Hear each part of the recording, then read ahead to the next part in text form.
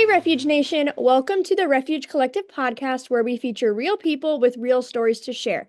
Today, we are talking to Justin, and we are so excited to have him on today. Thank you so much for being here, Justin. Why don't you start off by telling people a little bit more about yourself, and do you have any experience in first aid? Thank you. My name is Justin. I live in North Carolina. Very minimal experience up until this event happened, and I followed up with some more training because of this event. Awesome. Um, yeah, but it was just kind of one of those days where I'm glad to have what I had, and what happened was very sad, and it Yeah. was horrible. Hey, Yes, we let's were jump into shooting. that story. So you have Refuge Nation, you have Life Saved number 30 and 31. So go Yep, ahead and yep. tell us about that event. Start at the beginning. Okay. So it was a typical Saturday morning. Me and a friend of mine, we went shooting that morning. So I had all my gear with me. It was in the truck. We had wrapped up shooting that day and we're heading home. We were sitting at a stoplight and an intoxicated driver ran about three red lights. And when he passed us, he never slowed down. He hit the car head on, probably Wow. doing the cops estimated between 65 and 70. Oh, So me and my buddy, that's we looked at each other and I was like, hey, man, he just hit those people head on and they were standing still. It slid the car probably 60 feet back into like a curb in a ditch. wow. So he looked at me and he was like, hey, run the Yep. red light, pull over there and let's see if we can help. So I jumped out. I didn't grab anything at first. So we just ran over to assess the situation. And I had realized that she was bleeding profusely out of her leg. A piece of the car had went into the top of her thigh. And every time her heart would beat, it would squirt blood. So I'm like, that's not good. Yep. Her son was sitting next to her and most of the damage was on his face. So it kind of peeled most of the skin off. She was screaming, he was screaming. Sure. I was kind of in shock. I'm like, okay, well, she's bleeding. So we ran back to the truck, and I happen to have my IFAC on my plate carrier. So I grabbed it's one of you guys, it's Uh-huh. y'all's stuff. It was given to me as a Christmas gift, actually. Okay. So I grabbed it out, ran back over, and at that point, I grabbed compressed gauze and I held it on her leg, thinking that maybe I could slow the bleeding down. Yeah. It didn't even touch it. Like Oh, it was still pumping out as much as she was pumping, and she's screaming. So I grabbed the tourniquet, and I had no formal training other than YouTube videos and just yeah. Some books that I've read. instruction. So I remember one of the guys on YouTube said to get it as high up on the body as you can, over top of where the bleeding was. That was kind of a chore because there was a piece of metal kind of in the way. Oh, yeah. So I got it up and I put the compressed gauze on the wound and put the tourniquet over top of the compressed gauze. And I just told her, I said, look, I'm going to have to apply pressure and it's probably going to hurt really Yeah. bad. I've never had a tourniquet on other than like myself to see how to work it. Yep. And I told her, I counted to three. I said, I'm going to count to three, and on three, I'm going to push it down. And I counted one, two, and three. And by the third, I pressed as hard as I could and pulled that and started turning the windlass. And Yep. she passed. And Oh, I never moved from that position. I never took my hand off of the bleed because I wasn't sure if the tourniquet had stopped it enough. yeah. So at that point, my buddy had done the same. He ran over, grabbed what medical kit he had, and was trying to help her son maintain, Yeah. the bleeding out of his face. And it probably only lasted a couple minutes because, Before. Yeah. other people had called 911. I'm yelling for somebody to call 911. So heard the ambulances coming. The ambulances came. The paramedics ran up. The police ran up, and I told them, hey, I just put this on a couple Yep. minutes ago. And the cop was like, okay, I'm going to get you out of the way and let the paramedics come in. And when I took my hand off, it kind of started bleeding again. Wow. So they got in, they got the stuff on, took care of her. We stepped back because we were witnesses, and the cops were like, hey, don't leave. We're going to need to talk Yeah. to you about a few things. And honestly, I thought I was going to be in trouble. Like, I'm like, hey, the cops are going to arrest me for doing Yeah. this to this woman, even though I'm not a registered paramedic or anything. Yep. But they weren't. They were cool. They came over. They took our information, and then I say about 2 months later, the police department in that town, he called me and was like, "Hey, we want to talk to you downtown." I went downtown. Me and my buddy showed up, and they gave me a small award. And Oh, it wasn't. I didn't do it for any of that. I did it because no. have a wife and kids, and Yeah. if they were hurt on the side of the road, I hope somebody would stop and help them. Yeah. So we did that, and the kid survived. She survived. That's I awesome. met her and her husband and her other kids, and Wow. it was pretty scary, but Yeah, I I can just did what imagine. I thought I had to do. Yep. Yeah, you reacted in that moment. It's one of those we always say, like, if you see something, say something, do something, because like you said, if it was your wife and your kid, you would want somebody to step in and render aid Exactly. as well. Right. Freezing in that moment or standing there with a video camera is not helping, you Oh, know? and there was 5 or 10 people out there just filming it, and I'm like, hey, Sure. I need help. Can somebody call 911? And Yeah. eventually they did. There was other people there, and Yeah. it I was think it's just just lack of they don't know what to do and they know how to, hold their phone and video. yeah. And Well, unfortunately I'm she not gonna yeah, lie. Like I kind of didn't know what to do, and yeah, I froze. Like people yeah, say, "Oh, I'm the toughest person ever. I'm gonna do this during this situation." No, you're not. You're gonna fall back to the level of training that you have received. yeah. So on that My note, do wife is you a feel nurse, like so you were prepared prior to that happening? yeah. Well, for gunshots and stuff like that, possibly because Okay. we handle firearms and stuff so much. Yeah, But as far as like a car accident, it just happened so fast. Like, and we kind of saw the guy coming, and I'm like, man, he's not stopping at this red light, and there's cars, but I don't even know how he didn't hit any of us, but somehow he made it through the cars right across and right head on. And wow. from that point on, from that day on, I never leave the house without a tourniquet and compressed gauze. I mean, Yeah. I'll show you guys right now. I got You're and you're my at the packet gym. of You compressed got it. gauze Yep. and my tourniquet in my pocket at Nice. all.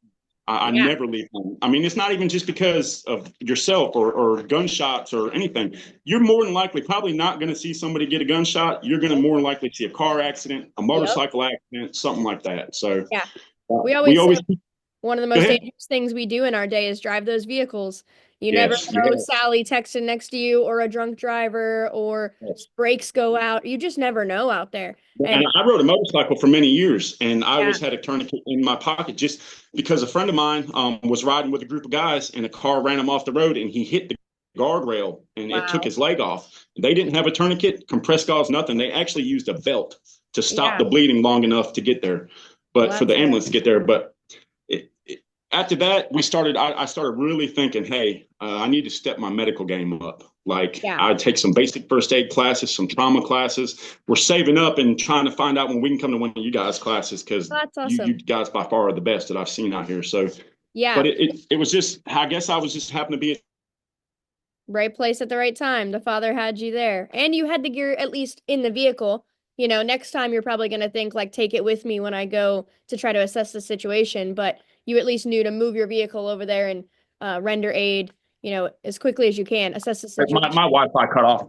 You're good. But yeah, it was one of those things that, and I mean, I want to say I didn't have like like a adrenaline rush and shock afterwards. Like I handled it like a professional. I didn't. Like I No. went over after everything and I vomited and I cried Yep. and I called my wife and I was like, hey, like I just need to talk to you. Are you guys Yeah. okay? And she's like, what's going on? I'm like, I just did this for this woman and I had like an adrenaline dump. It was like, Yeah. whoa, The what, all thing. this sudden, my buddies over there looking at me like, what in the world did we just do? Like, Yeah. we just, what did we just see? Like, Yep. they're great people. They used to stay close to me, but I guess they have moved. Her husband's job took her out of town, and they Okay. went with him.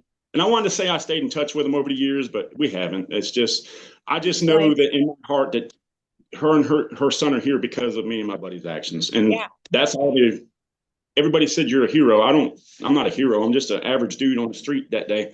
Yeah. And honestly, if we wouldn't have been shooting, I wouldn't even had my kit in the car. That Mm. I just wasn't prepared as much as I want to say I am, because I'm Yeah. a prepper. I have a YouTube channel, all that stuff. I'm homesteading and doing the life that I, think we need to. But up until that point, I wasn't prepared for something like that. Yeah. But now Now that you're opened my eyes like wide open to the for dangers of sure.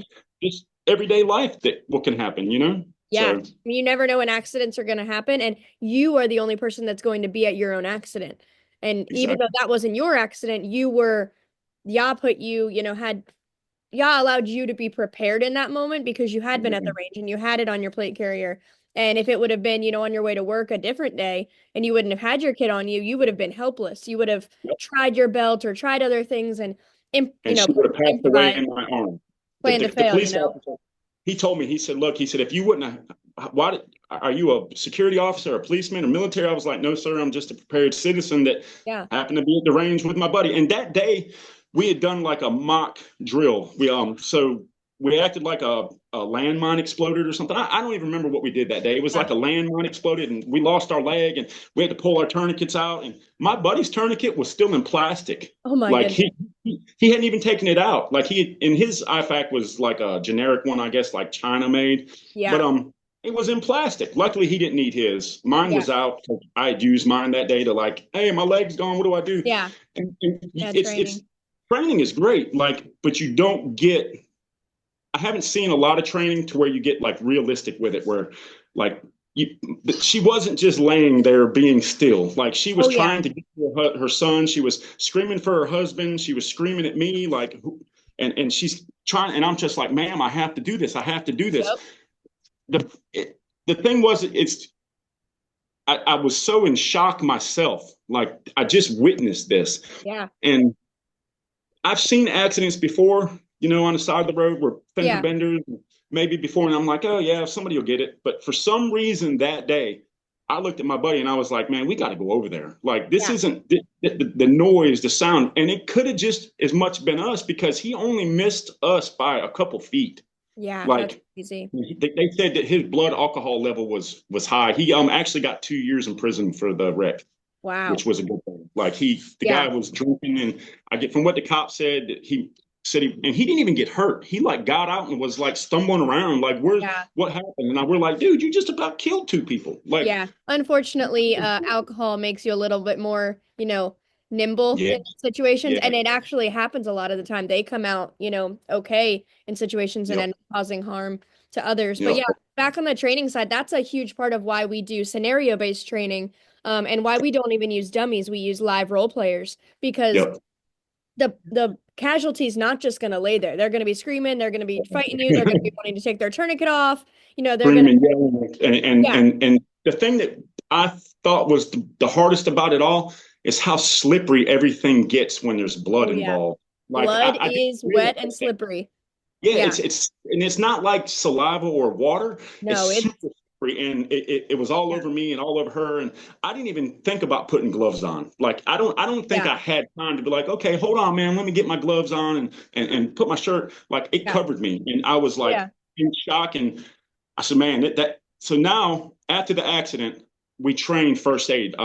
As much as we can. My wife is a nurse, Awesome. so she knows how to do a lot of the things, and she's worked me through it and said, "Hey, Yeah. you did the right thing. You could have maybe done this, but we understand." And it was a Yeah. bad situation, Yeah. but it opened my eyes, and I guess that was the most important thing. That's I awesome. saved her Yeah. life, but it opened up another set of eyes to how dangerous just Yep. everyday activities are. So, Yeah. You were just heading home from the range and sitting at a yep, red light, and then heck you yeah, saw an accident happen. You rendered aid. You saved two lives, and not yep. only Well, those two lives, but you allowed them to go home to, husband and other kids and children and and that was the best feeling ever. Wasn't sure.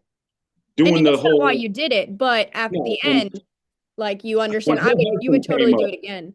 Yeah, oh, I'll do it. I'll do it every day. I would do it every day, for anybody. Yep. I don't care. And I would like to take some EMT courses and stuff, not just because I don't want to be an EMT. I've already got a job and a career stabilized. I don't Yeah. want to be anything. I just want, I thirst for that knowledge now. Yeah. Seeing how important that kind of stuff is. And I carry a gun every day. I'm a Yeah. concealed carry, I carry a weapon every day. I have a rifle in my car, with a Yeah. kit and stuff now.